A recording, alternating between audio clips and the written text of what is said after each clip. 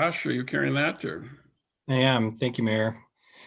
Well, Mayor and Council, at your last regular council meeting, there was a request for staff to have a discussion on the city's site improvement escrow ordinance, um, and and just take a little bit of time to talk about that ordinance because we did get some concerns raised with that escrow ordinance and process. And so what I'm hoping to do is just describe what's in the ordinance, how it's been used in practice, and then see if there's any questions or concerns from the council.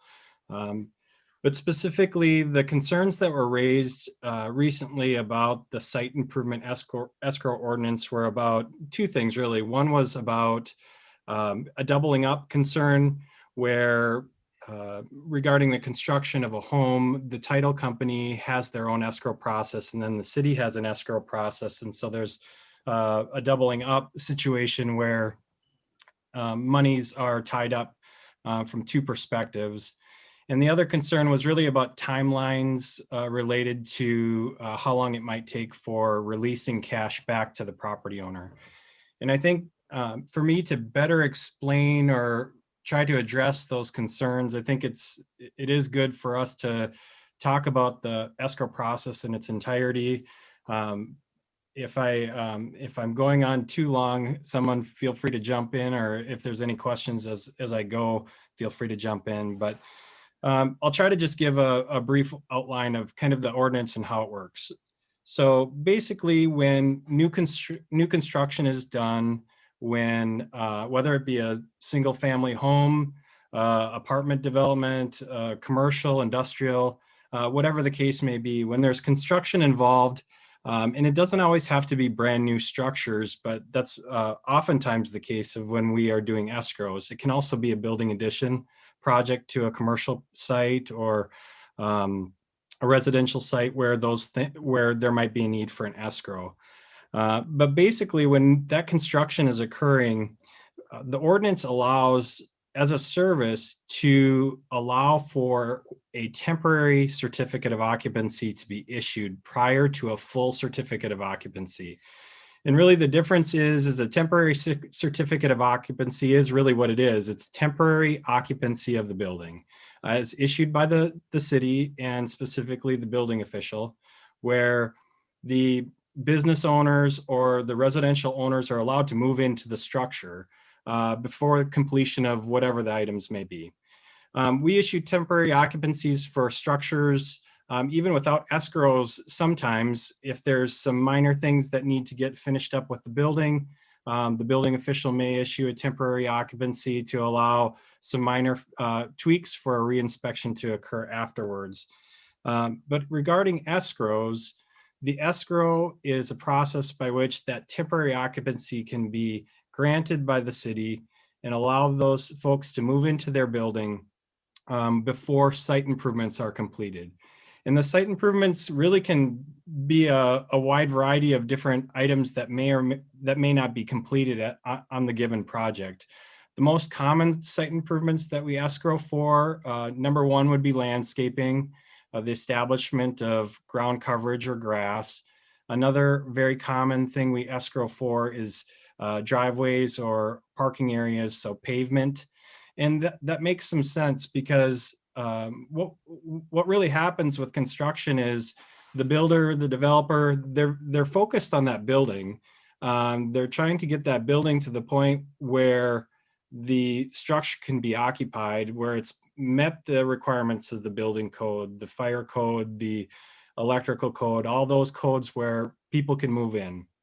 And that makes sense that they focus on the building because also those site improvements, it's finish work. So that finish work, you don't want to lay sod down, for example, on a single family house before you're done siding and doing windows, because you're just going to wreck all that good work. So oftentimes those site improvements, they end up being the last thing that gets completed with a construction project. And also what happens is there's very important private timelines that get established. And I say important because they are.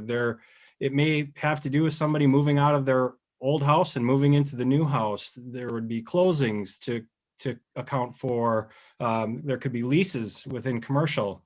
So these dates get established privately, and the city's not party to that process. And those timelines oftentimes are centered around when they're expected to receive that occupancy, when their builders are saying, yep, I'm a certain amount of time out from having the building at a satisfactory level to the city from a code perspective to get into that structure.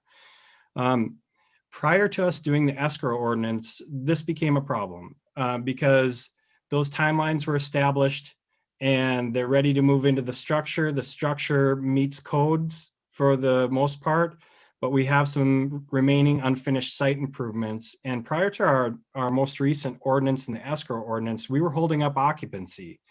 And so you're actually telling people, I know the building's ready, but you're not done with your site improvements.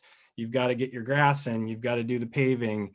And I can assure you from going through that a lot, when I first came to the city of Baxter, that was a very unacceptable practice, and something that required change. So what we did with the ordinance and the escrow ordinance is we wanted to make a simple process by which we could do a brief and concise yet legal agreement, a couple pages in an agreement where we can create the agreement, same day type of scenario, where we simply identify what the site improvements are that aren't done yet and ask for a cost that's based on bids to complete those site improvements.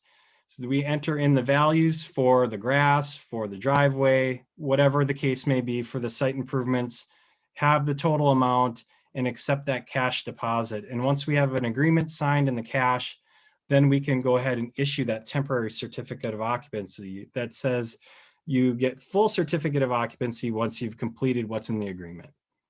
So it was a attempted service to provide to the construction community to allow people into buildings if they weren't quite done with the site improvements. So that's in a nutshell the kind of how the spirit and intent of the ordinance and how it's set up. In practice, once that occupancy, that temporary occupancy is granted, we have the agreement in hand, then they can move into the structure and take the time needed to complete those site improvements with a little bit more time. Obviously with ground coverage, if you're going to hydro seed, for example, you need time for that grass to grow. I'd point out with ground coverage, another thing that we were struggling with prior to the escrow ordinance being established is we have several other code requirements that relate to ground coverage in particular. One is that really relates to our MS4 requirements, which aren't ours alone. They're state and federal requirements that relate to ground coverage that require us to have 70% thickness in that ground coverage so that we don't have erosion into our drainage ways, wetlands, lakes, and rivers. So that is an important test that we have to make sure construction projects meet before we're done with the inspection process. The other thing that we have is we have a noxious weed ordinance. And prior to the Josh, can I ask a question first, please? Yeah. Yep, go ahead. Did you say that the lawn had to be at 7% fulfillment? Was it 7%? 70. 70. Okay. 70% thickness. Yep. Thank you. Yep. So with that ground coverage being at 70% thickness, that's of course much easier to meet if you're going to sod, but not everybody wants to sod. And one of the things that we were finding previous to the escrow ordinance is that, let's just say a builder's constructing a home, they realize the ground coverage is an issue with the city. And so the first thing they want to do is get out and seed the ground and say, okay, are we good now? And unfortunately, due to our MS4 requirements, once we allow that temporary occupancy, what is very clear is we need some additional other hook to make sure that they not only complete the yard or complete the driveway or the pavement or the retaining wall or whatever it is, but that it's also completed to the standards that we're required to uphold in terms of MS4 or the keeping the spread of noxious weeds, etc. So It's about getting the improvements done, but also to that certain standard that we have in the code. So the escrow process allows the property owners more time to finish the improvements, and then they can contact the city when they feel it's good, and we can go out, do an inspection. If there's a little more work needed, we can tell them what else is needed, or if it looks great, we can process the release. And so the processing of a release is, once staff has inspected and determined all the site improvements are good, we basically start that process internally by submitting a request to our finance department, who then gets the actual check, the check run established for the next available city council meeting. As you know, for staff to issue checks, we have to have that approved by the city council. That's actually a requirement. So unfortunately, staff can't just go ahead and cut a check once the inspection's complete. We have to get it on the next available city council meeting. And then once that is done, once council's approved the check, then we can go ahead and cut the check and get that to the property owner. And so a couple things I'd like to just kind of point out about that, and that relates to one of the complaints, and that's, or complaints, or I should really state it was a concern, from what I understand is a concern, and that's regarding the time frame. When we evaluated just kind of how we're doing on the release of cash, we picked an example without knowing how long it was going to take, and I think that one came into, from the time of final inspection till the time the check went out to the property owner, was 18 days. And I would admit to the council that that particular example, when I looked at the calendar, it really lined up well with when the next council meeting was, from when the inspection was. You know, they don't, depending on how the council meetings fall in line with when the improvements were accepted, it may not be that quick. So I would say 30 days is a good, safe approximation for how long it might take from the point in time of final inspection to the point in time where cash is returned back to the property owner. And we spend a lot of time trying to make sure we expedite those requests to the maximum extent possible. We know, in going through this for several years, how important that cash back is to property owners. They're not shy about telling it to us when it's important, and we work very hard to try to help people plan for when their inspections are, to coordinate with calendars if it's that important, but at minimum to try to shorten the amount of time to the extent possible. But that's basically the process for releasing the cash. The other complaint that was raised was regarding a double up, if you will, on the amount that the city is holding versus the amount a title company may require to be held for, and those improvements. And that is one that we've heard before as well. We've heard about that a bit, and I think part of the challenge for the city is that a title company is a private company that is escrowing for a different reason than why the city is escrowing. The city has to make sure we're meeting ordinance standards based on whatever that we're escrowing for, whether it's the 70% grass coverage, making sure the pavement is in and the pavement's the proper width to meet ordinance requirements, things like that. So it's very difficult for us to say, we don't need to escrow because the title company is escrowing, because we don't have control over when that title company chooses to release that money and or provide us information on the escrow so that we could coordinate inspections with the private companies. So in turn, what we've asked homeowners to do is to check with their title company and see if they can be more flexible than us in that perspective. And we've actually found that in one or even a couple instances, perhaps, that title companies have been willing to forego or waive certain aspects of what they're escrowing with property owners because the city's already escrowing it. So we have seen that work the other way, where they've where they've said, as long as the city's got it covered, we're okay with not escrowing that, so you have the double up. A couple other things I just wanted to mention is that, you know, obviously with construction projects, they're expensive. And when you're talking about escrowing with a title company, escrowing with a city, and you have to pay contractors, and you are mortgaging, perhaps you maybe construction costs are such where you've done a second mortgage, maybe you need cash, you're using your in-hand cash resources to pay for certain improvements to kind of go along with that project. So money is being spent quite a bit for that project at a high level, and it's certainly not acceptable for property owners and in general, whether it be residential or commercial, to not be well aware of the escrow process from early on so they can plan. And so we take great measures to make sure that anyone that's discussing a new project is very aware of the escrow process from day one. And what we found is that when people have that knowledge early and have a good knowledge of what that escrow process is, they can account for that and perhaps even plan their occupancy timeframes so that they can perhaps not even escrow. And we know for a fact that there are builders out there that would rather not escrow and have adjusted their occupancy timeframes and their request for occupancies such that they give themselves the time needed to get those improvements done so that we can inspect them prior to the occupancy inspection. And there are a good number of projects that we never escrow for.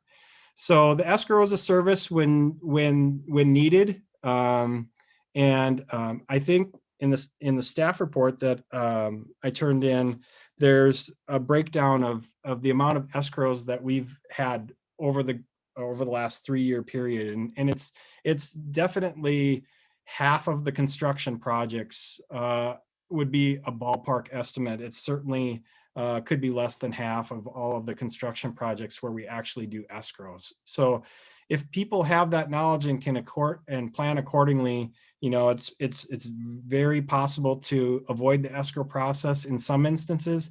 But in some instances, even with good planning, you know, you might be in winter conditions, tough to grow grass in the winter. So the escrow process gives that ability to get into the building.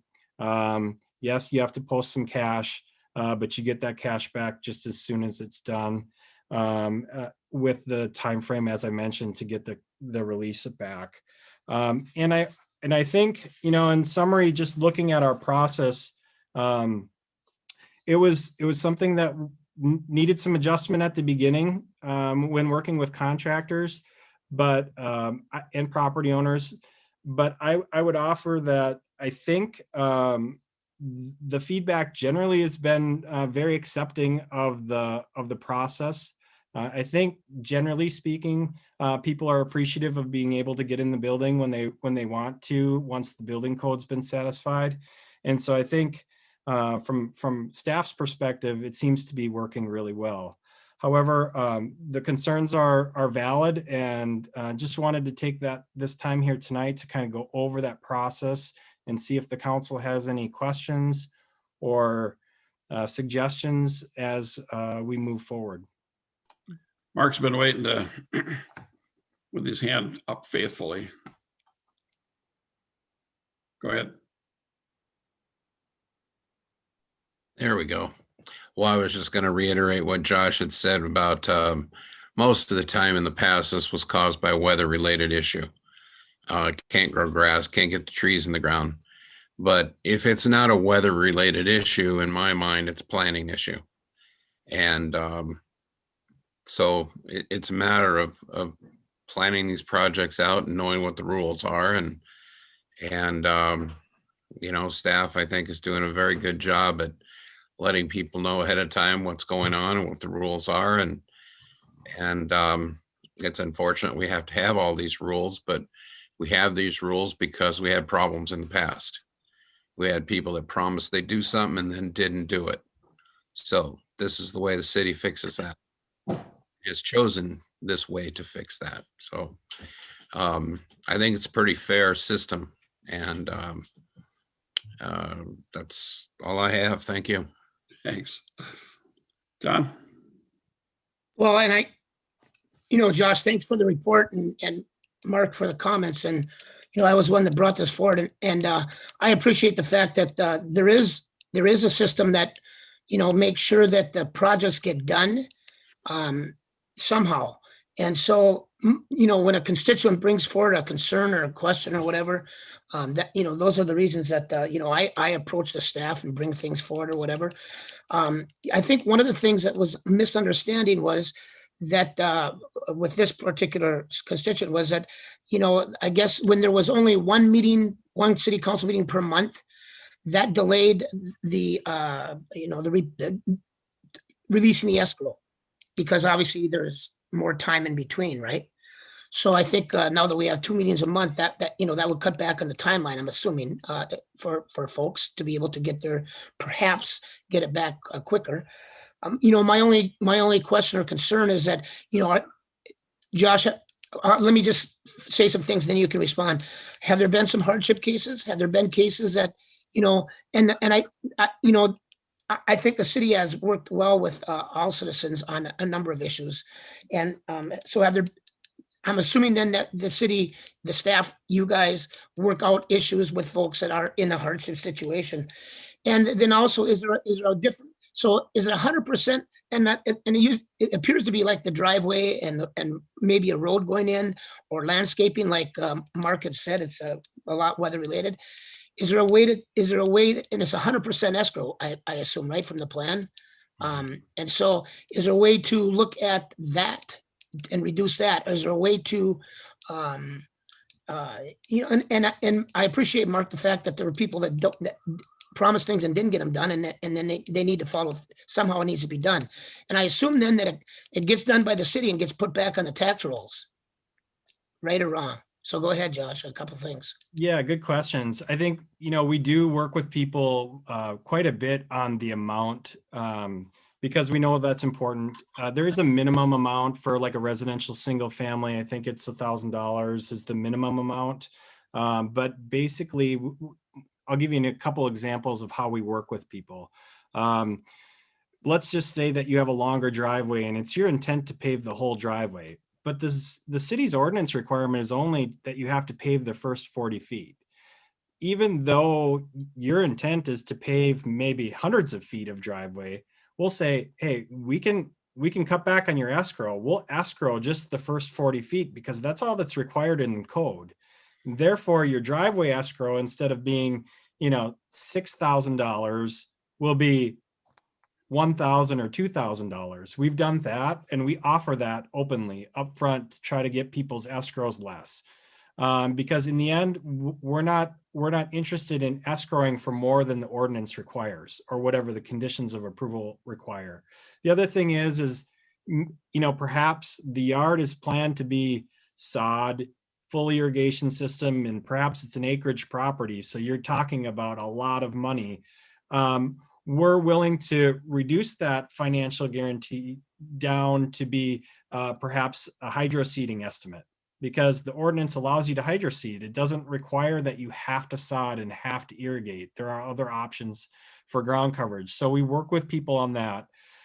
We've chosen that route over doing a percentage of the improvement, because in the end, if we have someone that just flat out refuses to complete the improvements, the city's option is to cash that and get the work done so that we've got a compliant situation. So we've chosen to work with people in those ways to minimize the dollar amount. Obviously, in hardship cases, that's how we've chosen to address it to date. I will say the most difficult thing with the escrows is ground coverage. We're in Baxter sand.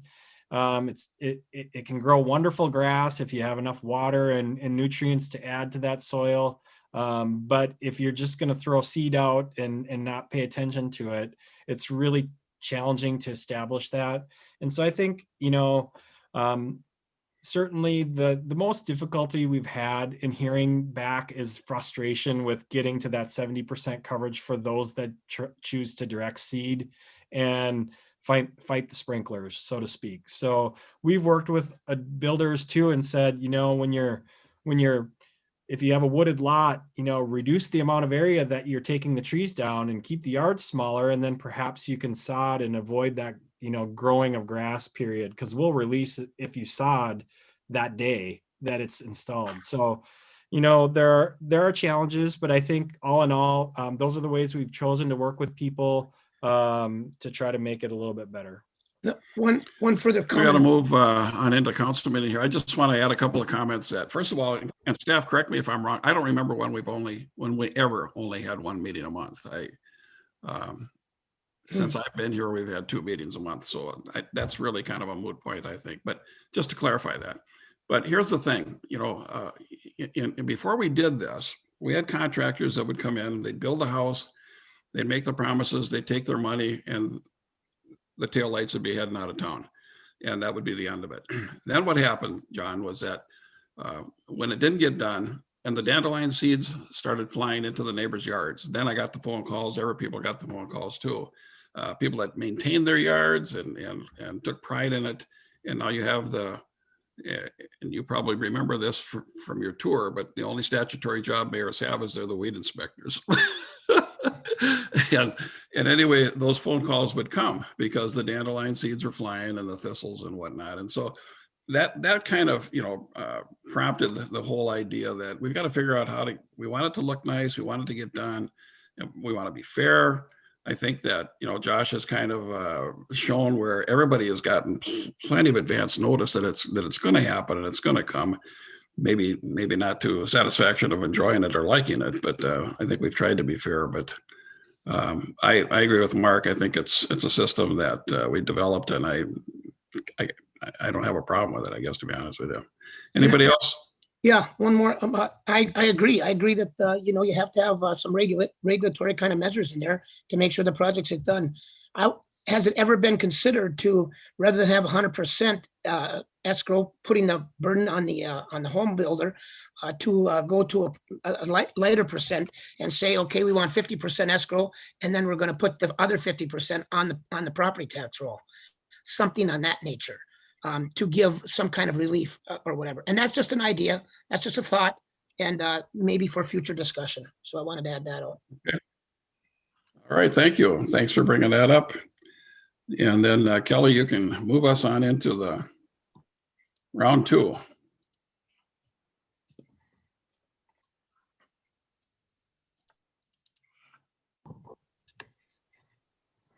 We have just about a minute, Daryl. Yep. Whenever you're ready. Okay.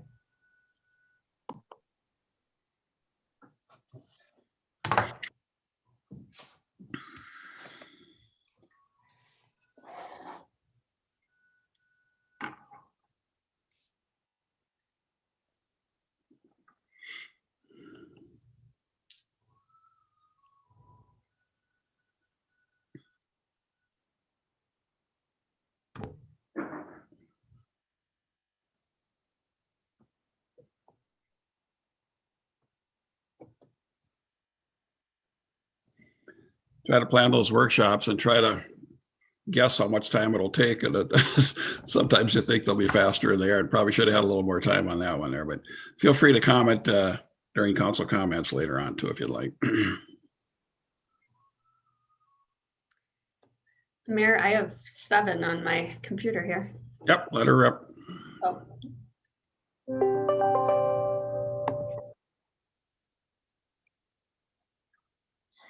Okay, it's 7 o'clock and time to begin our regularly scheduled Baxter City Council meeting. We will start out with a roll call. Cross, Here. Licio, Here. Tabit, Ward, Here, Olson. Here. Any additions or changes to the agenda, City Administrator? There are no changes or additions to the agenda. Okay, any public comments? No public comments, but we should do Pledge of Allegiance. We will. All right. Okay, sorry about that. I'd ask you to rise with us.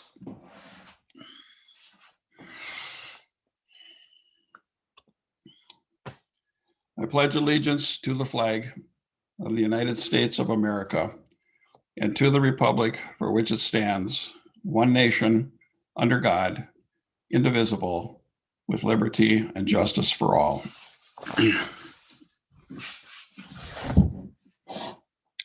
Thank you.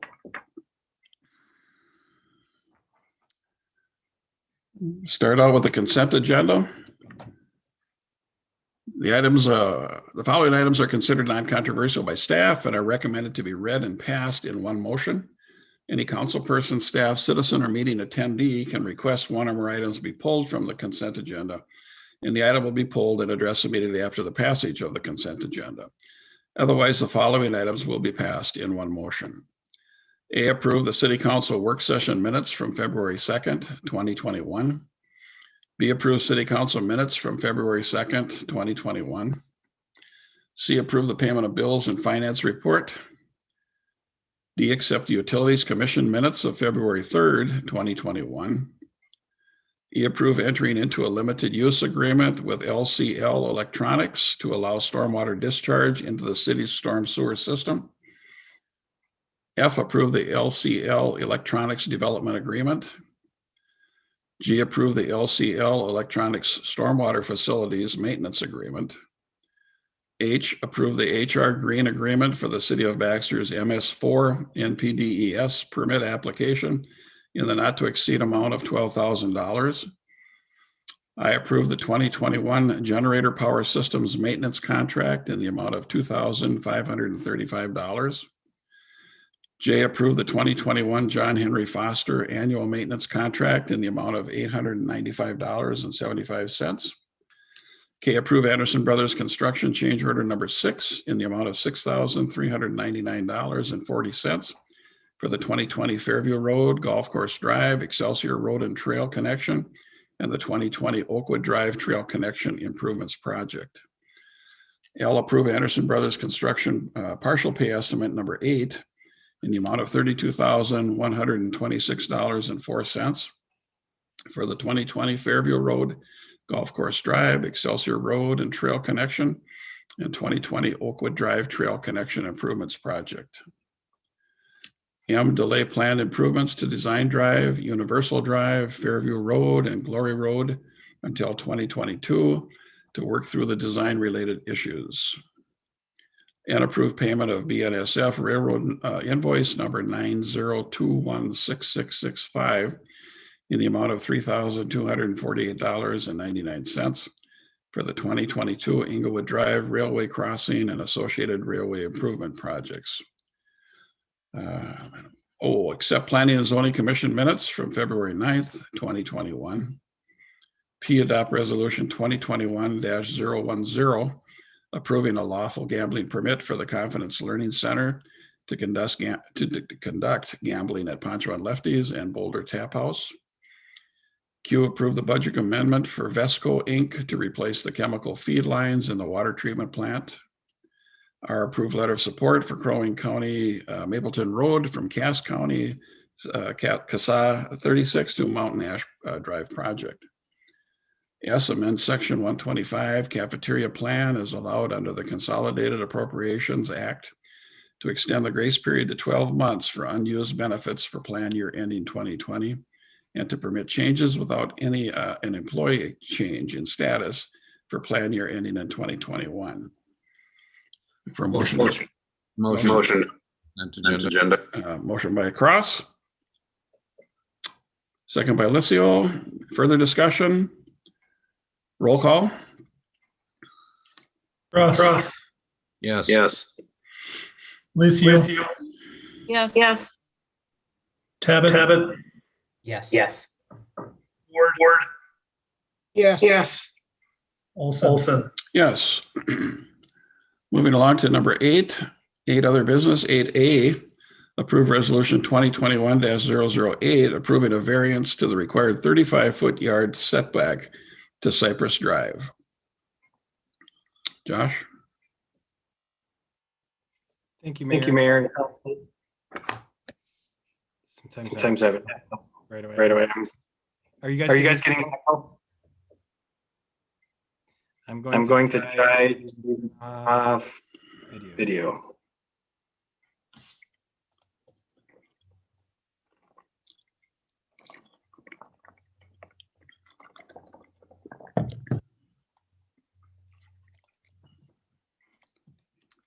All right. All right, how Still got that?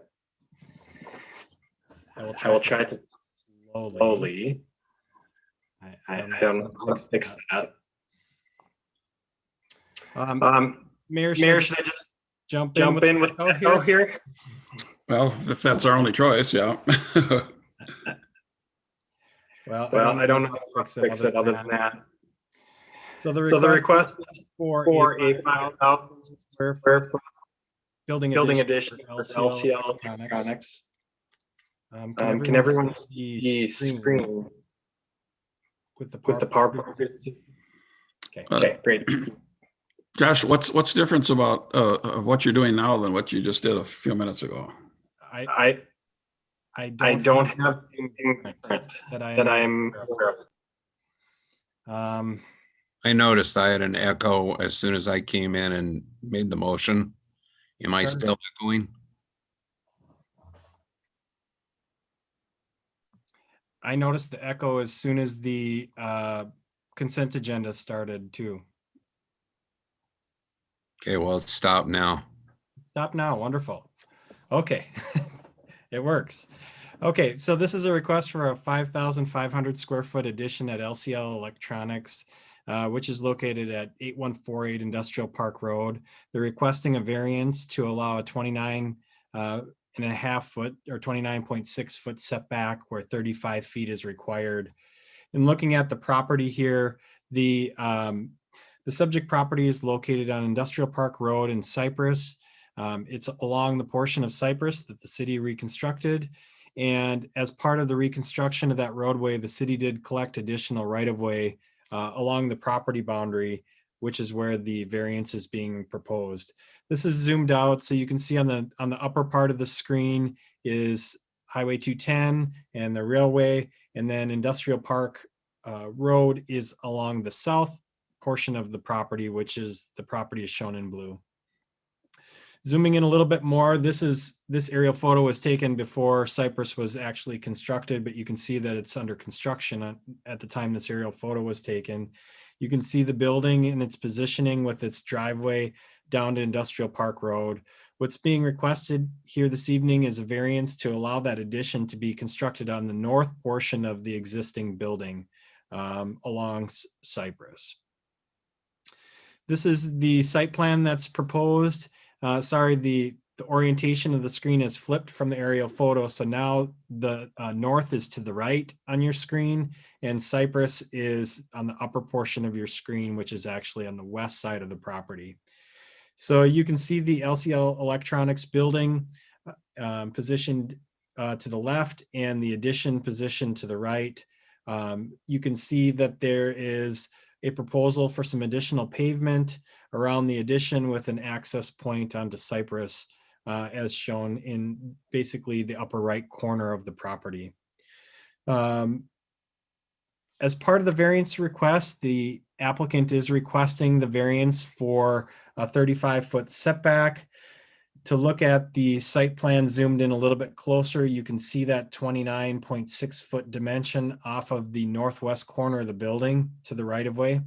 And you can see it's at that closest point where the variance is being measured.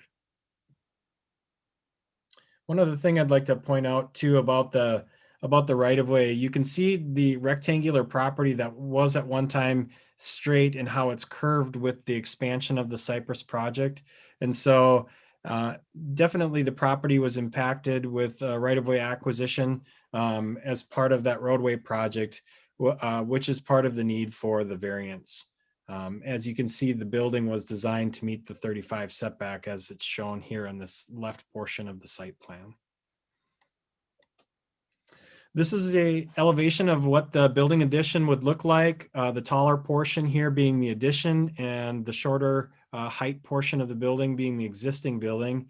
The applicant is proposing to re-side at architectural approved architectural metal and articulation the entire building on both street frontages to meet the architectural ordinance to be approved administratively.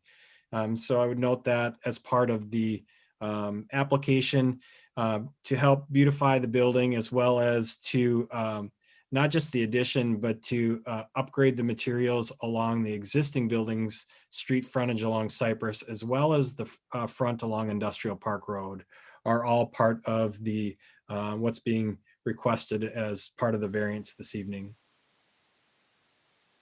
So the variance has been reviewed, staff reviewed and made a recommendation to the Planning Commission of approval, and the Planning Commission did recommend approval of the variance for the setback. The Utilities Commission reviewed the request as well. There were some items on the consent agenda related to the Utilities Commission, and any conditions that were part of that Utilities Commission review are in the attached resolution. As I mentioned, the architectural application can be reviewed administratively by staff. Just for reference, this is the chart that we often show with the site plan applications, or excuse me, with applications that are in for zoning. We do a full site plan review, even though that part's required at the building permit stage, as a service to identify where the items of compliance are within the ordinance, and where there are items that don't comply with the ordinance. And as you can see, we just need a landscape plan, which is conditioned in the resolution to show compliance with the ordinance. The applicant's well aware of that and very confident they'll meet all of our landscaping requirements with a landscape plan to be submitted prior to the issuance of a building permit. With the exception of that, the only other item that's a no on the compliance kind of checklist here is the variance that's being requested this evening. With that, the Planning Commission recommends approval of the setback variance, and I'm happy to answer any questions. Council, any questions or comments for Josh? If the applicant is listening, they have any questions or comments?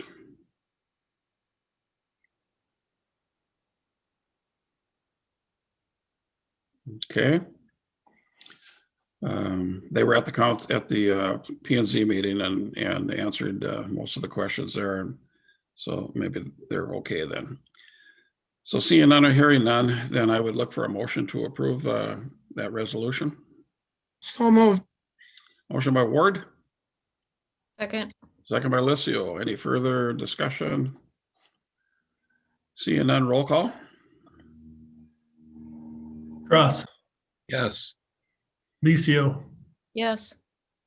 Tabit, Yes. Ward, Yes. Nelson. Yes. Okay, that motion passes, and good luck in your project. Thank you. 8B, approve resolution 2021-009, a conditional use permit to allow a restaurant drive-through and variances for a drive-through. Josh?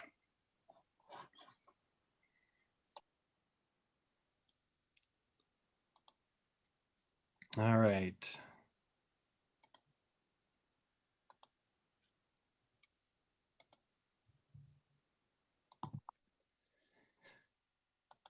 Okay, this is a request for redevelopment of property on Delwood Drive. As the mayor mentioned, there's a request for a conditional use permit, as well as a number of variances, which I'll go through in a minute here. The conditional use permit specifically allows for a drive-through restaurant use. Currently, the subject property does have a former bank drive-through use. And so the conditional use permit is to switch from a bank drive-through to a restaurant drive-through. And the developer's utilizing much of the existing site as part of the development plan. So as part of the reuse of a lot of the existing site improvements does trigger the need for variances to utilize the site in the manner that it's been developed, because there are a number of nonconformities that are with the site, and then also some new variances, and I'll go through all of those as part of the presentation here. So the request is to allow, as I mentioned, the restaurant drive-throughs to allow a Jimmy John's restaurant on the north end of the subject property. The applicant is proposing to take the existing building and basically reface the entire building on all four sides So it would look entirely new in terms of construction, but the footprint of the building would be in the same location. Looking at the aerial photo here, the bank drive-through on this particular property at the southeast corner of Delwood Drive and Universal Road. So just to get oriented, we've got Mattress Firm to the south. To the north across Universal is the newer car wash that was constructed. And so this specific site and its building footprint would only be amended in terms of its footprint related to the overhead canopy on the north end of the bank drive-through. They would take that canopy down and would maintain the footprint of the building for the remainder of the development.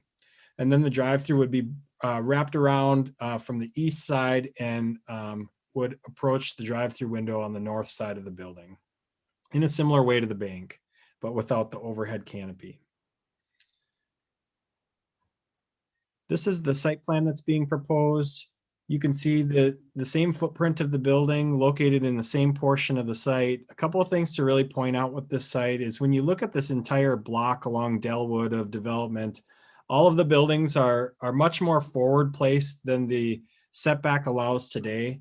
And part of the reason for utilizing the existing building is to maintain that same visibility that's afforded to the other buildings to the south for visibility. And so you've got a situation where the setback is less than the 35-foot setback requirement. Also on this particular site, there's a shared access agreement with Mattress Firm to the south. So there's an existing easement for the southerly entrance that's shared between Mattress Firm and the site through an easement. That easement turns and goes north in this easterly drive aisle that's on the back side of the building. And that easement connects to Mattress Firm's parking lot behind their building. So basically the row of parking on the south side of the building is proposed to all be the same. And there is angled parking and a drive aisle in front of the building as well on the Delwood side. The difference being is that the angled parking would have its flow reversed, or the angle of the stalls reversed, so that the vehicles exiting the drive-through would take a left then and navigate south to exit the site and the shared access location. Right now, the traffic flows north because there's an access point right on the corner of Delwood and Universal. As part of staff's review, one of the traffic priorities from a staff perspective was to try to get this access closed at the corner because there's no separation from the intersection. And so a significant traffic improvement that they've proposed is to close that access and reverse this flow. It'll create a much safer situation from a traffic perspective. Also, improvements to the site are to expand the parking area to the back and to remove the accessory building, which is also on the property further to the east.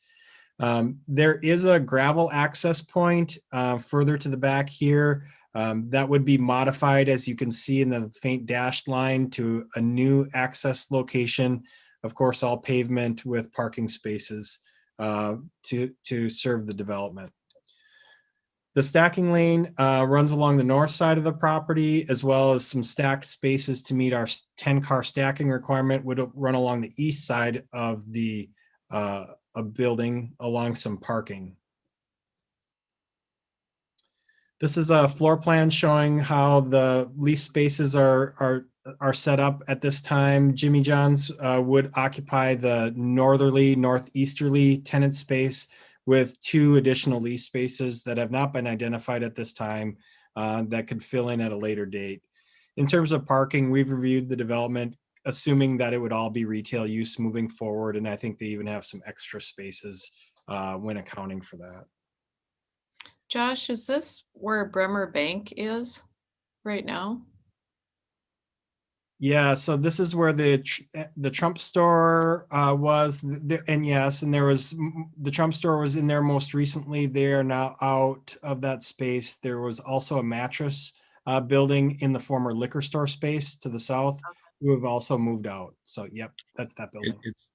It's where the Brainerd Savings and Loan. Savings and Loan, not Bremer. Sorry, yes, Brainerd Savings and Loan. It was. So this is the elevations on what the building would look like once it's been refaced. As you can see, there's a lot of glass in the storefront. It's an EFS type of building, and EFS projected with a flat roof situation on all of the sides and new materials throughout. So when we review drive-through requirements, there are a number of ordinance requirements for drive-throughs. Basically, the city finds that the applicant is, with the conditions in the resolution, meeting all of the conditions for drive-through with the exception of the variances that I'll talk about in a minute here. One other thing related to the conditional use permit is traffic. I mentioned that access at the corner is being a significant traffic improvement.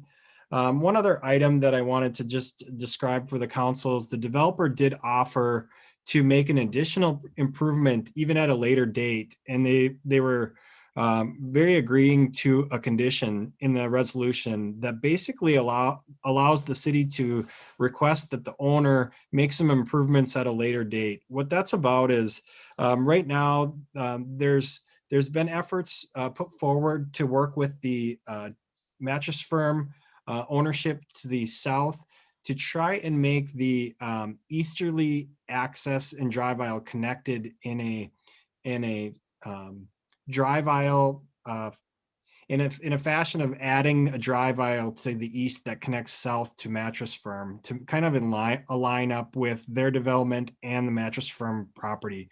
In order to make that improvement, there needs to be written permission from the property owner to the south. They don't have that yet, but I think it's a development pattern the developer would like to see. So the developer is very willing to make that expense and create that additional construction of further connecting them to the property to the south with that connected easterly drive aisle at the time that they can get permission to do that from the property owner to the south. One other thing that they're willing to do is at that time also move their menu board to the northerly parking lot island. So what I'm talking about here is right now the pavement is basically in the area shown on the screen. Right here is green space, and you can see on the south property line there's an island here, and there's a drive aisle to the west and a drive aisle to the east. What they would like to do is make an island in the middle and have drive aisles matching the Mattress Firm development pattern with drive aisle connections.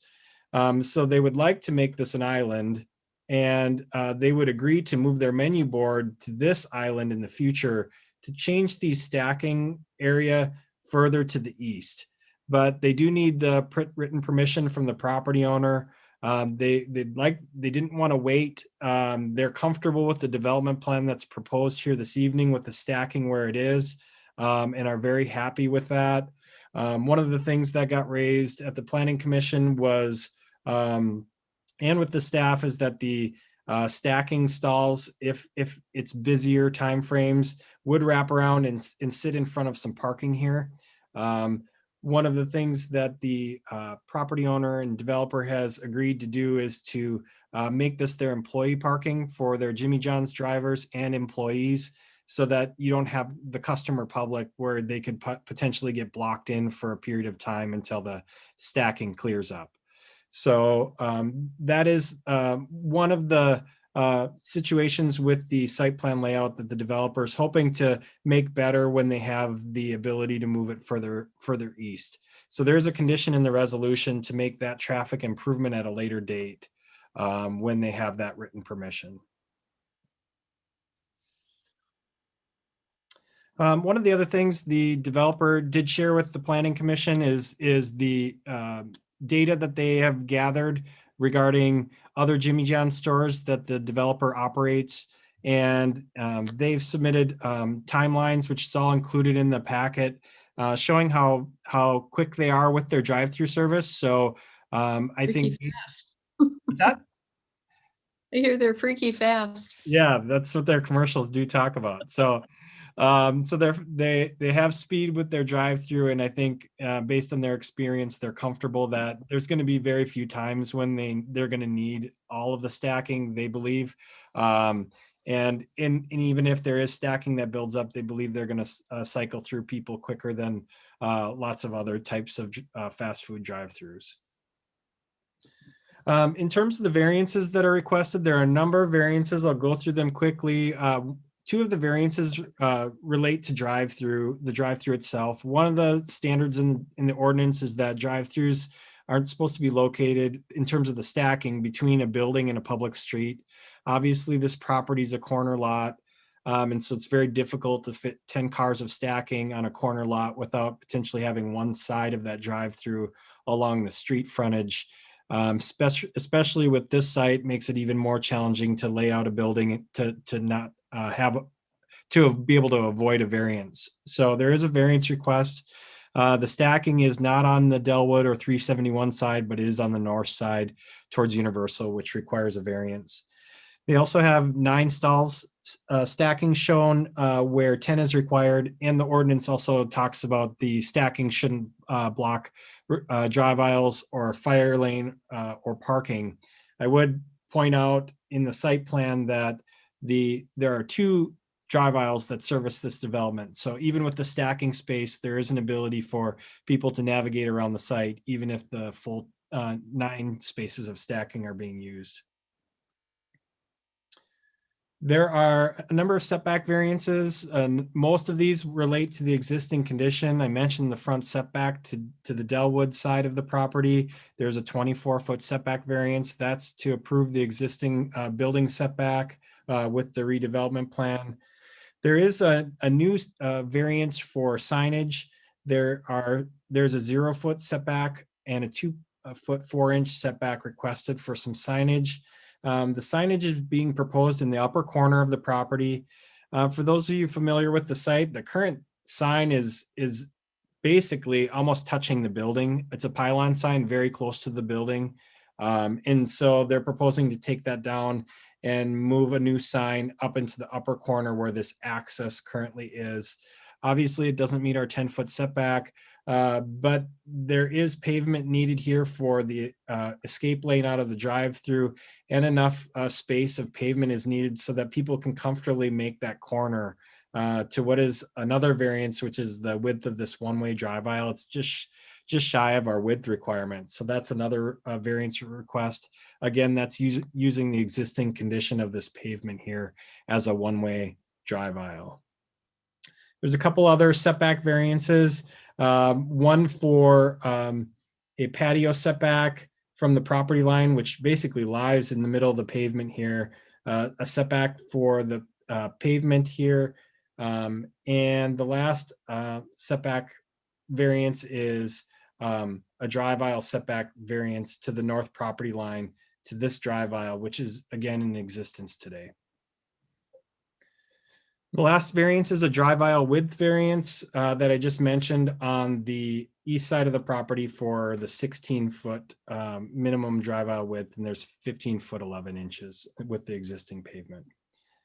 So those are the variances being requested this evening. The Utilities Commission did review this request, and the Utilities Commission recommended approval to the Planning Commission together with the limited use agreement to basically approve the improvements in the right-of-way that are already there. The Architectural Review Commission will not likely need to review this application because they're redesigning the building to be a new architecture on all 4 sides, and what they're showing appears to meet ordinance requirements. We do need a few other pieces to confirm that, but it's looking like they shouldn't have any problem fully meeting the city's ordinance to be approved administratively. In terms of the site plan review, a lot of the no's that you see on the compliance table here relate to the variances that are being requested, but everything else has been conditioned in the attached resolution. With that, the Planning Commission is recommending approval of the conditional use permit and variances, and I'm happy to answer any questions the council has. Thank you. Council, any questions or comments for Josh?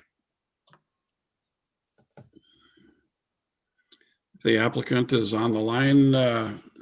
Any questions or comments from you people?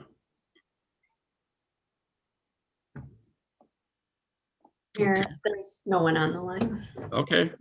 They were represented fairly well at the P and Z meeting, I think they got all their questions answered there too. So, And Mayor, I would just add if I could, I know Yep. even if they're not on the line, I know they're listening because I talked with them today. And so they're probably watching on YouTube. They just may not have any comments to add. okay, very good. So I will look for a motion to approve that resolution. Connie will make a motion to approve. Motion by Licio, Second. second by Zach. Any further discussion or comments? Roll call? Cross, Yes. Licio, Yes. Tabit, Yes. Ward, Yes, Olson. Yes, and that motion passes, and we're good to go. And we're excited about that addition to our city also. So we're moving on to council comments. Councilmember Licio? I would just like to recognize something pretty special and awesome that I learned happened. It was kind of a combined effort, and it began with the Baxter Elementary first graders. And since they've been back in the building, they've been focusing on community acts of kindness. And they worked out a special event for Valentine's Day where they paired with Party World and Baxter. And if the first graders were able to raise a certain dollar amount, they were able to buy balloon buddies for residents at the Edgewood Vista Senior Center in Baxter. And they raised enough to purchase 10 to be delivered on Valentine's Day. And then Party World kicked in an extra 2. So I have to believe that that was just a big day brightener for the residents there. So I just bless the little one's heart. We should all take note and do as they do. True. Thank you, Connie. Mhm. Mr. Tabit? I'll just briefly dip back to the work session. I just wanted to toss out a thought that came to mind as that discussion was going on regarding just getting escrow payments back to property owners or whoever we're returning money to. Just wondering out loud, and I don't expect any response at all tonight. Just thinking about the idea of finding a way to try to speed that process. And I know it was referenced that city council is required by state law to approve checks going out. I don't know if there's any technology that we could use to speed the process once it's been approved, or if there's a limited policy where if it's returning of money that staff could somehow administratively approve that while we're immediately apprised of it. Just thinking through the idea that it would take 18 to 31 days to get a check out the door. It's just one of those things that I know maybe that's something we can tweak rather than opening up, allowing people too much leeway when it comes to not finishing projects. So just thinking out loud on that. And that's all I have for tonight. Okay, thank you. Mr. Ward?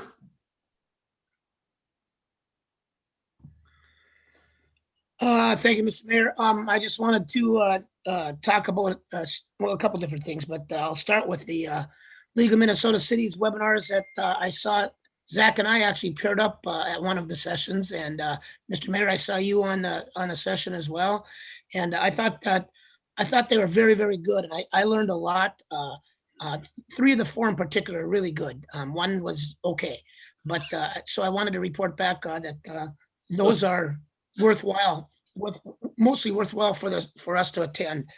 I also want to give a shout out to Josh and that whole crew for addressing, as Zach has also mentioned and others have mentioned, the escrow situation. And anytime we hear from constituents and can work things out to try to help our constituents, I think that's the best thing. And speaking of that, I want to give another thank you to Brad and the street department.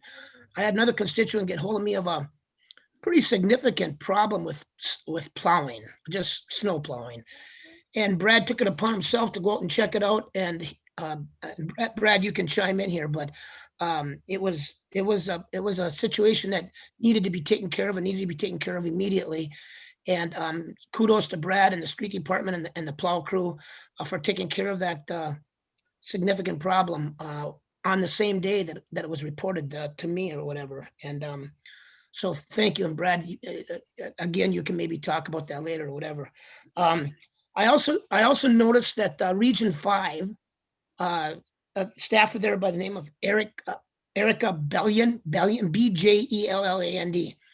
They are offering, they're looking for 10 cities to award $10,000 grants to for the purpose of more efficiency and in energy and in environment concerns. They have 9 cities right now, and so I was hoping that our staff would look into this as a possible 10th city. What, to see what it's all about, and the possibility of getting about a $10,000 grant for some use of energy and environmental efficiencies within our city. So I would throw that out there as something to check on, please, from Region 5. And then the last thing is, in our next work session, I would like to bring up a discussion about the agenda process, how to get an agenda item on into an agenda. So I'd like to bring that up in the next work session too. Other than that, Mr. Mayor, I think that's all that I have. Okay, Mr. Cross? Well, yeah, just to piggyback on what Councilman Tabbitt had to say, as far as getting the escrow payments back sooner, and something staff can get back to us later on, but would it be possible at the time that we grant a temporary CO and we've got that amount of money that they'll be getting back, for the city council to make a motion to approve the return of that escrow contingent upon the city doing their inspections and verifying the items are indeed complete. And that's all I have. Thanks. Okay, thank you. Then it's me, I guess. I just have been reflecting the last few days about all of the, there's been so much negativity as to what's going on, and just thinking about all the positive things. Did I just leave you guys? No, you're here. Okay. My screen went away, so I'm not sure what that means, but about some of the things we've been covering the last few meetings that are pretty exciting about what's going on in our city and our community, actually. But just in the last few days, we had the sale of Boomer's Pizza. The Foy brothers have bought that property, as you are probably aware. We've talked about. So now they've got one in East Gull, they've got one in Nisswa, and now they've joined our establishments in Baxter. And they've got some really interesting plans of how they're going to expand that. That's exciting. And then one that didn't get a lot of acclaim yet because it didn't need any approvals, but Jersey Mike's moving in too, up by 5 guys there. And then now tonight, we've just talked about Jimmy John's. 3 pretty exciting things in this downturned, supposedly downturned economy. And so we just have a lot to be thankful for and be excited about. In addition to that, we've seen some of the restrictions being lifted by the state of Minnesota, which is going to allow our businesses and establishments to do some expanding, especially on the cusp of spring and summer. Hopefully that's a really good sign of what's to come yet.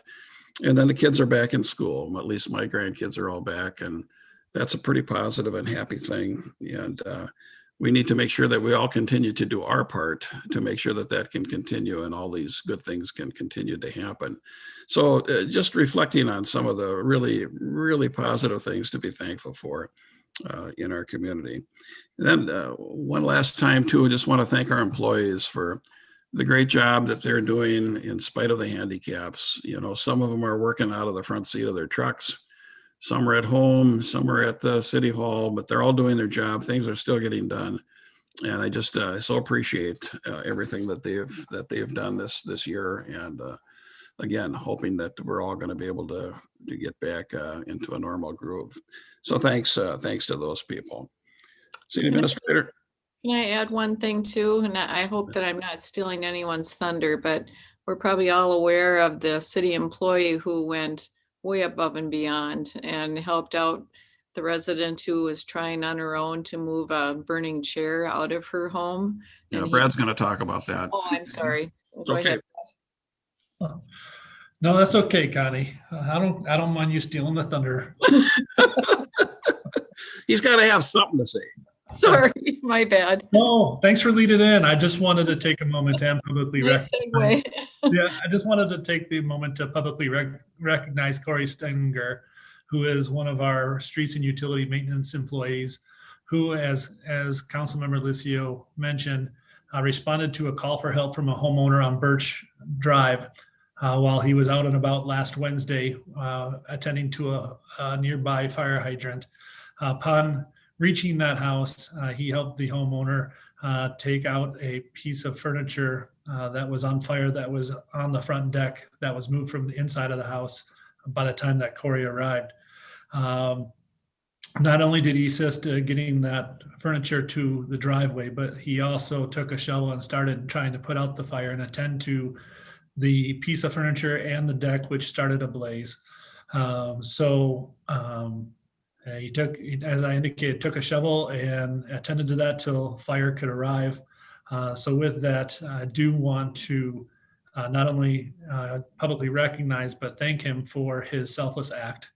And on behalf of the police department and administration, would like to give a round of applause to Corey and the action that quick action that he did, because that is truly inspiring, should be inspiring for all of us. So. Mhm.